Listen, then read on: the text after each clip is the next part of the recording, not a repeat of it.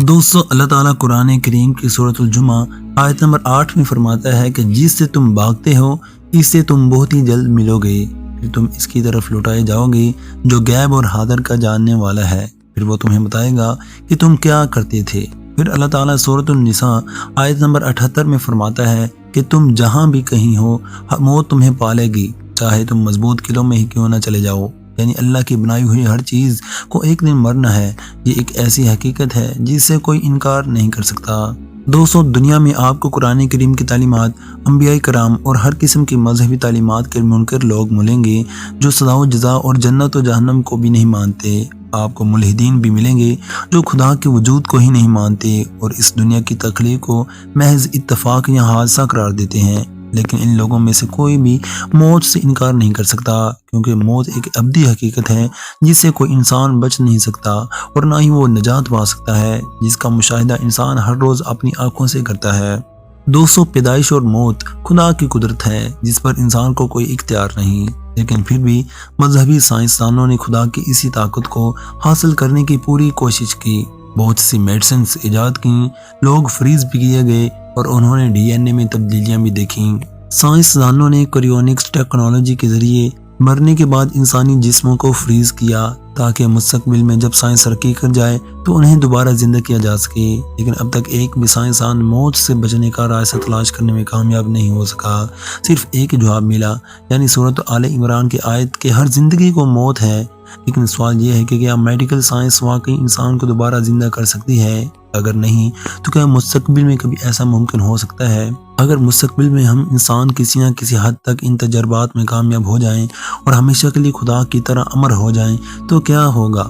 یقین کریں یا نہ کریں، لیکن یہ سوال ہر شخص کے ذہن میں کسی نہ کسی وقت ضرور آتا ہے، اور ایک سائنسدان کے ذہن میں یہ تو خون کی طرح دوڑتا رہتا ہے۔ سائنسدانوں کے مطابق انسانی جسم صرف گوشت کا ایک ٹکڑا ہے جو سیلز اور ٹیشو سے بنا ہوا ہے۔ اگر اسے موت کے بعد دوبارہ زندہ کر دیا جائے تو انسانی جسم نہ صرف پہلے کی طرح چلنے پھرنے لگے گا بلکہ موت کو بھی ہمیشہ کے لیے ختم کر دے گا، کیونکہ ایک سائنسدان کے مطابق روح نام کی کوئی چیز نہیں ہے۔ اسی طرح کا خیال 1934 میں ایک امریکی ڈاکٹر رابرٹ ای کارنش کے ذہن میں آیا، جس نے ایک مردہ آدمی کو دوبارہ زندہ کرنے کی کوشش کی۔ ڈاکٹر رابرٹ کا خیال تھا کہ عام طور پر انسان کی موت دل کے بند ہو جانے کی وجہ سے ہوتی ہے، یعنی خون کی سپلائی رکنے کی وجہ سے۔ اس لیے اگر کسی جسم میں خون کا بہاؤ ایک بار پھر سے شروع کیا جائے تو اس مردہ جسم کو دوبارہ زندہ کیا جا سکتا ہے۔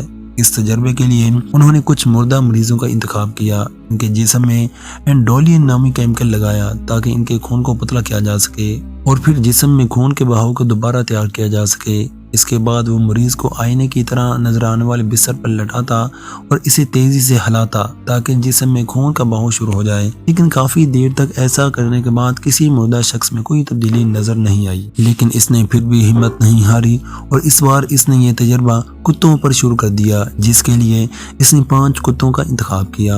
ان تجربات کے دوران 3 کتوں میں کچھ رد عمل پیدا ہوا جبکہ باقی 2 مردہ ہی رہے۔ اس کے بعد امریکی حکومت نے ایسے تجربات پر پابندیاں لگا دیں کیونکہ ان کے مطابق جانوروں کے ساتھ اس طرح کا برتاؤ انتہائی غیر انسانی ہے۔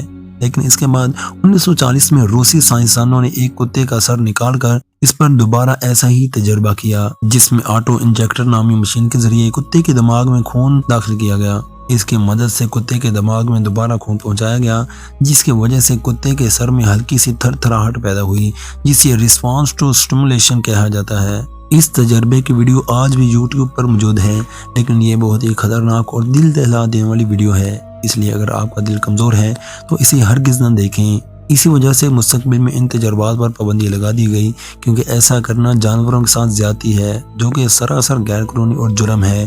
اس کے بعد ایک بار پھر ایک تازہ تجربہ کیا گیا جس میں ایک سور کا دماغ کو کچھ دیر کے لیے زندہ رکھنے کا دعویٰ کیا گیا، لیکن یہ تمام تجربات جو جانوروں پر کیے گئے صرف ان کے دماغ پر کیے گئے، ان کے پورے جسم پر نہیں۔ اور ظاہر ہے کہ اگر کسی جانور کا دماغ کسی طرح زندہ ہو جائے تو وہ جسم کو بھی زندہ کر سکتا ہے، اس لیے ان تجربات کو ناممکن سمجھ آتا تھا کہ پورے جسم میں خون کا انجیکشن لگا کر جسم کو زندہ کرنا ممکن نہیں۔ اور آخرکار ان سائنسدانوں نے یہ نتیجہ نکالا کہ مردہ ہونے سے صرف جسم کا تعلق نہیں بلکہ اس کا تعلق کسی روحانی دنیا سے بھی ہے۔ لیکن پھر بھی فطرت انسانی ایسے ایسے تجربات کرنے پر مجبور کرتی ہے، یعنی خدائی طاقتیں حاصل کرنا جن کے بارے میں وہ اب حیات جیسی کہانیوں میں مسلسل سنتے رہتے ہیں۔ اس کی ایک سادہ سی مثال میڈیکل سائنس میں ہائلیا اسٹیم سیلز کا تصور ہے، جس کے مطابق یہ دعویٰ کیا جاتا ہے کہ جیسے جیسے عمر گزرتی ہے انسانی خلیے یعنی انسانی سیلز جو برے ہو جاتے ہیں، اگر انہیں دوبارہ کسی طرح جوان کر دیا جائے